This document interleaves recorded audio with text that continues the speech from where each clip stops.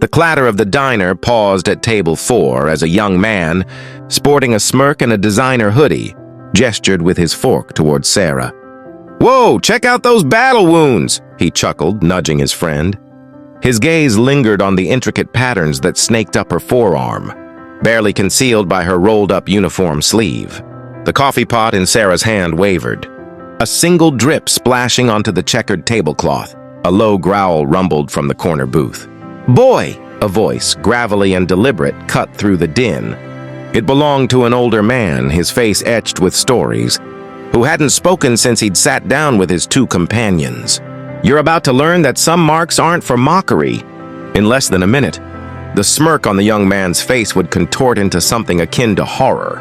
The patterns he'd dared to ridicule would transform into a stark reflection, and Sarah, who had long tried to fade into the background, would find her voice in a way she hadn't since the day her life irrevocably shifted. Sarah had cultivated a meticulous routine, swift order-taking, endless coffee refills, and a strategic angling of her arms to keep her unique skin hidden. The diner's short-sleeved uniform was a constant challenge, but she'd mastered the art of holding trays just so, turning her body at precisely the right angle to obscure the most pronounced of her skin grafts. It had been 7 years since the explosion, 7 years of averted gazes, hushed whispers, and speculative glances. This diner was her sanctuary, a place of anonymity where no one seemed to look too closely. Until today, the veteran, his name tag identifying him as Mr. Miller, wasn't fixated on the visible skin grafts. His eyes, keen and discerning, narrowed on a faint outline of ink peeking from beneath them. "Ma'am," his calloused finger hovered an inch from her arm, "is that the Pegasus wing insignia?" Her order pad slipped from her grasp, clattering to the worn linoleum floor. The group of young men at table 4 exchanged bewildered glances. "What, like a biker gang tattoo?" one snickered, earning a sharp look from Mr. Miller's companions. The one with heavily tattooed forearms, Rex, and the other, a man with haunted, distant eyes named Leo, both straightened in their seats. Rex spoke first. "That's no gang ink, kid. That's a symbol of valor."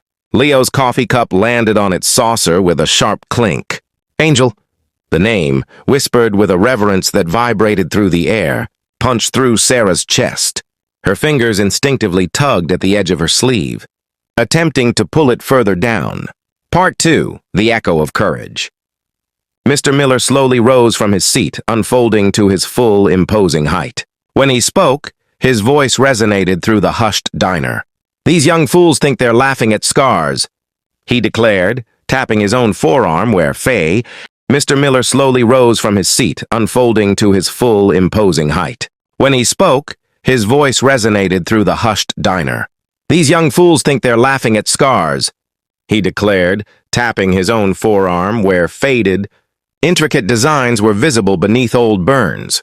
"They're laughing at the day she pulled 8 souls from the mouth of hell itself." The smirk on the college kid's face evaporated, replaced by a dawning comprehension. Sarah's breath hitched. The memories, long suppressed, surged forward, the suffocating dust, the crushing weight of a fallen comrade across her shoulders, the searing agony when the second blast ripped through the air. I couldn't save them all," she whispered, the words barely audible. Mr. Miller's hand hovered near her elbow, not quite touching, but a steady, reassuring presence. "No one ever can, child."